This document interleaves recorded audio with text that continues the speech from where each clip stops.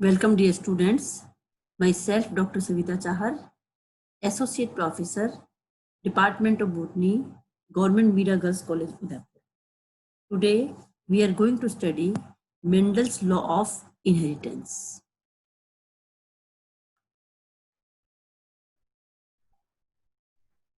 Gregor John Mendel is known as the father of genetics. Mendel worked on garden pea, Pisum sativum during 1857 to 1865. In 1866, he published his work in Natural Science Society as titled Experiments on Plant Hybridization. In this paper, Mendel proposed some basic genetic principles. On the basis of the result of his experiments, Mendel recognized the phenomenon of dominance and formulated two laws of inheritance.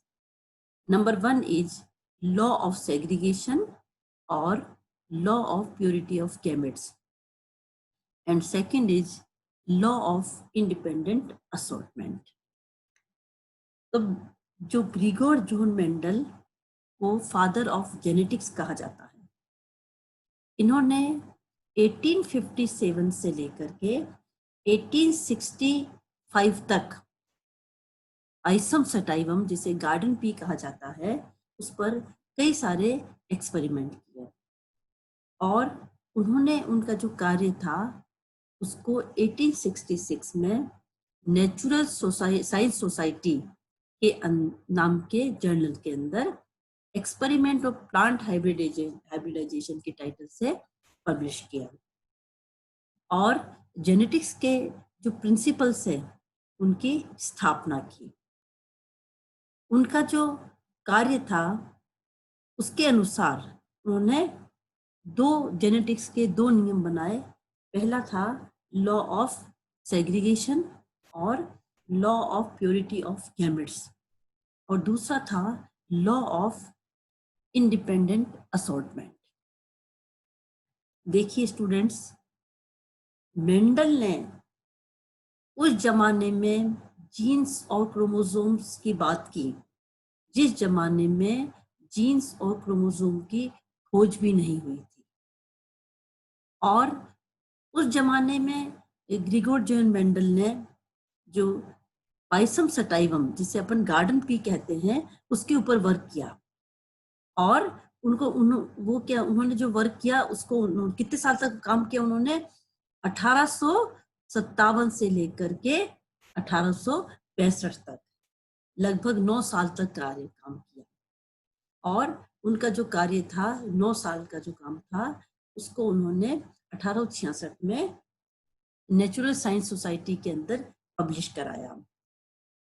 लेकिन उस समय क्या था कि पहले बात तो ये है कि उस समय ना तो जीन्स की खोज हुई थी, ना क्रोमोसोम्स के बारे में लोग जानते थे, तो उनका जो कार्य था उसके ऊपर लोगों ने ध्यान नहीं दिया।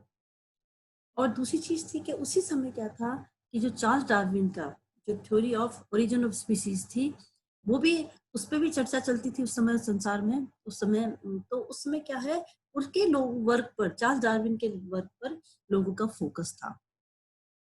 और आप लोग देखिए कि 1884 के अंदर में चार्ल्स डार्विन की डेथ भी हो गई और उस समय जब उनकी डेथ हुई तब उनके बारे में कोई भी नहीं जानता था, उनके कार्य को भी लोगों ने नहीं पहचाना था।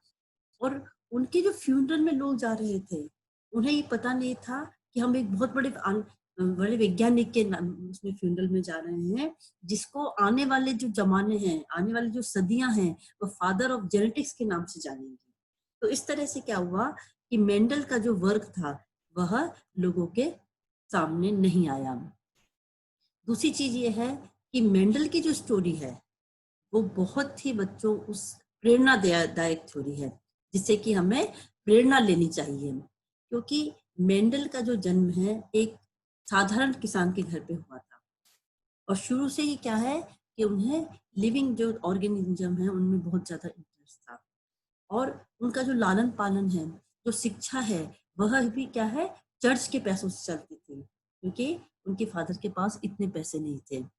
इसके बाद भी उन्होंने क्या हुआ कि चर्च में भी छोटी मोटी नौकरियां की, कभी कभी उन्होंने क्या किया कि छोटी मोटी जगह पढ़ाया भी, एडोब पे पढ़ाया उन्होंने।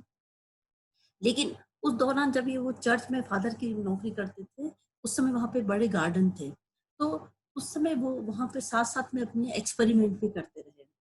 और अब उनका जो एक्सपेरिमेंट थे या उनके जो रिजल्ट थे, जो बायोलॉजी के रिजल्ट को उन्होंने उसके साथ में बायोस्टेटिस्टिक्स के साथ में जोड़ा और सारी कैलकुलेशन बनाई उन्होंने। लेकिन उनका जो कार्य था वह इस तरह का था कि लोगों के उस समय नजर में नहीं आया, और उनकी जो मौत 1884 में बिना किसी पहचान के कि इतने बड़े वैज्ञानिक है वो, उसके बिना ही उनकी डेथ हो गई। लेकिन हमेशा कहते हैं ना कि अगर इंसान में टैलेंट है तो वो कभी भी बेकार नहीं जाता है, प्रतिभा जो है कभी न कभी काम जरूर आती है। तो 1900 सन 1900 के अंदर 3 वैज्ञानिक जो अलग अलग देश के थे, एक दूसरे को जानते भी नहीं थे, जैसे हॉलैंड के डिवरीज, जर्मनी के कार्ल कोरेंस एंड ऑस्ट्रिया के टेशमार्क, इन्होंने वही कार्य, इन्होंने ये भी क्या पी प्लांट पे एक्सपेरिमेंट कर रहे थे। तो इनके जो रिजल्ट थे, इन्होंने जब पब्लिश कराए तो इन्होंने ये देखा कि ऐसा कैसा रिजल्ट जो पी प्लांट के ऊपर आज से 35 साल पहले भी इस तरह का पेपर पब्लिश हो चुका है। तो इन तीनों वैज्ञानिकों को, डिवरीज, कार्ल कोलेंस और टेशमा को, मेंडल के नियमों की पुनः खोज का श्रेय जाता है। और 1901 में बैटसन नाम के वैज्ञानिक ने जो मेंडल के पेपर थे उनको पुनः इंग्लिश में पब्लिश कराया। इंग्लिश में, क्योंकि इंटरनेशनल लैंग्वेज है, तो इसके जब इनके जो पेपर इंग्लिश में पब्लिश हो गए, इसके बाद लोगों ने उनके वर्क को पहचाना। तो आप देखिए कि 35 साल बाद, उनकी मौत के 35 साल बाद मेंडल को उनके कार्य की पहचान मिली। And these are the 3 scientist which rediscover the law of Mendel's। अब हम मेंडल के कार्यों पर आ जाते हैं। तो मेंडल ने अपने एक्सपेरिमेंट के लिए मटर के जो गार्डन पी कहा जाता है, जिसका बोटनिकल नेम पाइसम सटाइवम है, उसको उन्होंने चुना और मटर के 7 कॉन्ट्रास्ट कैरेक्टर को उन्होंने एक्सपेरिमेंट के लिए में लिया, जो मैं आपको बता रही हूँ। ये जो 7 कॉन्ट्रास्ट कैरेक्टर हैं, और इनके अंदर जो कैरेक्टर जो डोमिनेंट है और जो रिसेसिव है, वो भी, इसकी भी लिस्ट मैंने यहाँ पे बनाई है। तो जो पहला कैरेक्टर है वो है सीड फॉर्म, विच में बी राउंड और रिंकल। कोटिलिडन कलर में भी येलो और ग्रीन हो सकता है। Seed coat colour grey and white. Coat form inflated और कंस्ट्रिक्टेड। कोट कलर ग्रीन और येलो। फ्लावर पोजीशन एक्सियल और टर्मिनल, एंड स्टेम हाइट में भी टॉल और dwarf। These are the contrasting characters of garden pea। ये सारे बताएंगे, देख लीजिए आप लोग। These are the dominant trait and these are the recessive trait।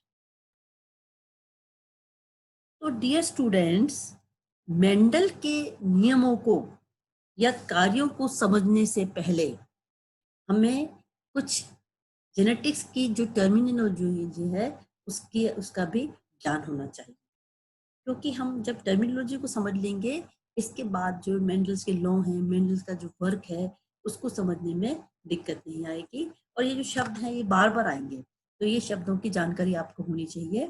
उसमें जो सबसे पहला शब्द है वो है heredity. The process of transmission of characters from one generation to next is called heredity और इनहेरिटेंस, जिसे अपन अनुवांशिकी कहते हैं ना। तो अनुवांशिकी क्या है? जब एक जनरेशन से दूसरी जनरेशन में जो लक्षण जाते हैं उसे अपन क्या कहते हैं?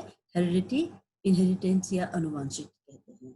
जैसे कि मान लो गुलाब के फूल पे हमेशा गुलाब ही लगते हैं ना, हाथी के बच्चे हाथी जैसे ही होते हैं। तो ये किस कारण होते हैं? क्योंकि जो कैरेक्टर्स हैं, जो लक्षण हैं, वह एक जनरेशन से दूसरी जनरेशन में जाते हैं। Heredity is the cause of similarities between individuals. हम सभी एक दूसरे के समान हैं। जैसे हमारे जो फादर थे वो भी हमारे जैसे ही थे, मतलब जो मॉर्फोलॉजी है हमारे दादाजी भी हमारे जैसे ही थे, जो हमारी मॉर्फोलॉजी है, ये समानता किसके कारण है? अनुवांशिकी के कारण, क्योंकि एक जनरेशन से दूसरी जनरेशन में जाने के कारण। Genetics, what is genetics? Genetics is the branch of biology which deals with the mechanism of heredity and causes of variation in living organism. कई बार हम देखते हैं कई जगह हेरिडिटी और जेनेटिक्स को साथ में मिलाया हुआ होता है, जबकि दोनों अलग हैं। जेनेटिक्स क्या है? जेनेटिक्स बायोलॉजी की वह ब्रांच है जिसमें जो हेरिडिटी का जो मैकेनिज्म है उसकी स्टडी की जाती है, और लिविंग ऑर्गेनिज्म में जो विभिन्नता है उनकी जो कारण क्या है उनको भी स्टडी किया जाता है। The word genetics was first time used by Bateson in 1906। Then एक शब्द और है स्टूडेंट, जो बार बार हम जब हम मेंडल का जब कार्य देखेंगे, उसके जो लॉज पढ़ेंगे, तो एलील शब्द बार बार आएगा। What is allele? Alleles are different forms of a gene controlling the same character but producing different effects. Example, character, plant height, effects, tall and dwarf. Alleles जो हैं वह क्या होते हैं? देखिए, एलिल जो है जीन जो है उसी के अलग अलग फॉर्म है। जो क्या है, जैसे मान लो कोई प्लांट की हाइट है, तो प्लांट की हाइट का एक जीन है, लेकिन उसके क्या है, एलिल क्या होंगे? Tallness and dwarf. तो जो जीन तो क्या हो गया, जो कैरेक्टर क्या हो गया, प्लांट की लंबाई। अब लंबाई क्या है, वो ज्यादा भी हो सकती है, मीडियम भी हो सकती है और ड्वार्फ भी हो सकती है। तो जो टॉल है, मीडियम है, ड्वार्फ है, वो क्या है? एलिल्स हैं उसके।